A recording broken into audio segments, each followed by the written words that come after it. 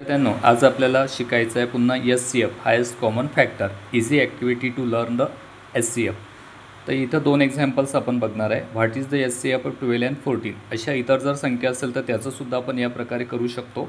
आपण दोन संख्या पाहूया. जिथं आता 12 आहेत, इथं किती आहेत? 14 आहेत. इथं 12 लहान संख्या आहे आणि 14 मोठी संख्या आहे. मग मोठ्या संख्येतून लहान संख्या जेवढे असेल तेवढे मायनस करून टाकायचे. म्हणून या 14मधले मी किती मायनस केले पहिले? 12. 1 2 3 4 5 6 7 8 9 10 11 आणि 12. किती उरले? शिल्लक 2. मग इथं 2 उरले, इथं जास्त उरले. मग हे 2 पुन्हा कमी असलेले मोठ्या संख्येतून मायनस करायचे. मग 2 आपण मायनस केले, पुन्हा इथं जास्त उरले, पुन्हा 2 मायनस केले, पुन्हा जास्त उरले, पुन्हा हे मायनस केलं आणि नंतर इथं तरी 2 उरले, इथं 4 उरले, पुन्हा हे 2 मायनस केले. तर या ठिकाणी शेवटला ॲट लास्टला उरलेले आहेत 2 आणि इथंसुद्धा उरलेले आहेत 2.